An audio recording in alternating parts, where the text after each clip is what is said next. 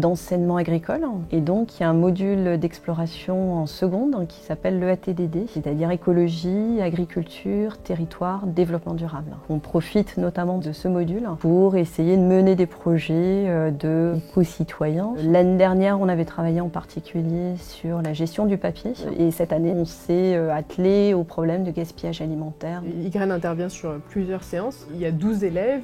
Ils vont construire un projet par rapport à cette thématique du développement durable. Déjà, le gaspillage alimentaire. Ensuite, l'animation sur la citoyenneté. Qu'est-ce que c'est être citoyen? Les différentes dimensions de la citoyenneté. Comment on peut agir? Est-ce que ça sert à quelque chose d'agir dans son lycée, d'agir localement? Le but, c'est de leur donner envie de s'engager dans leur lycée. Est-ce que vous connaissez le principe d'un débat mouvant? Ouais, genre on doit aller là-bas si on n'est pas d'accord et là si on est d'accord. Il y a des neutres au milieu ici. Une fois que vous êtes positionné dans le d'accord ou le pas d'accord, je vous propose de juste parler vite fait en groupe sur du coup pourquoi dans ce petit groupe-là vous êtes d'accord, pourquoi dans ce petit groupe-là vous n'êtes pas d'accord. Et comme ça, vous pouvez défendre vos arguments contre l'autre équipe.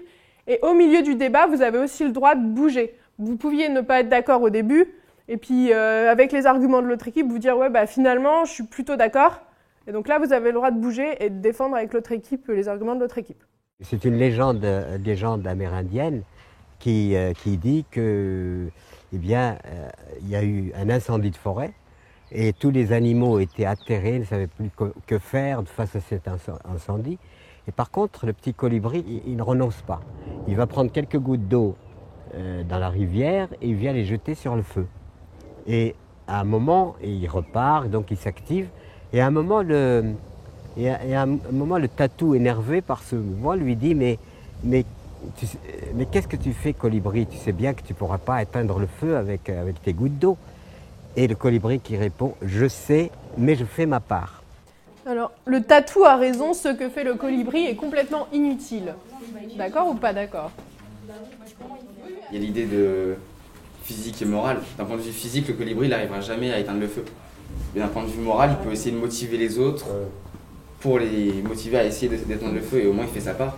Même si c'est physiquement impossible, s'il motive tout le monde, ça fait partie de la citoyenneté. C'est comme une des images qu'on a vues tout à l'heure. Des fois on doute des petits groupes, mais sauf qu'au final c'est eux qui grandissent et qui changent le monde en fait.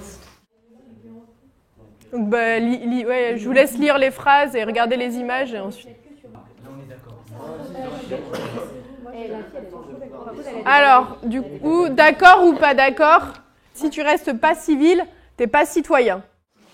Bah nous on est d'accord parce que si on n'est pas civil, il n'y a aucune notion de citoyenneté. D'un point de vue moral, t'es plus citoyen, mais d'un point de vue physique, t'es toujours. Pourquoi tu fais pas genre t'as toujours ta carte française. Parce que tu bouscules quelqu'un dans le métro, t'as plus ta carte citoyenneté française, machin. Mais tu sais qu'en fait, mais toi en fait t'es pas d'accord. Non, il a les deux arguments. Et vous avez des arguments? Bah ouais, au niveau de la loi, ils s'en foutent qu'on est bousculé ou pas. Enfin, on est citoyen et puis voilà. Il y a plusieurs trucs de citoyen. Ouais, je pense que quand tu votes, t'es citoyen, mais tu peux bousculer des gens, ça va rien faire. Non mais là on parle en général, on parle pas que des transports. C'est pas parce qu'on vote pas qu'on n'est pas citoyen ou voilà. C'est pas parce qu'on vote pas qu'on n'est pas citoyen. Ouais, voilà, c'est pas parce que. Voilà, c'est pas parce qu'on vote pas qu'on n'est pas citoyen, c'est un exemple parmi plein d'autres. Et du coup, ça veut dire qu'il y a d'autres choses dans la citoyenneté? Oui, il y a d'autres. Il y a le statut citoyen. Après, il y a le respect de la personne. Bah, être citoyen, c'est aussi être responsable. Donc, si on veut respecter. Dès qu'on ne respecte pas quelqu'un, c'est pas être responsable et se responsabiliser. Si on veut être respecté, il faut respecter les autres. Ouf.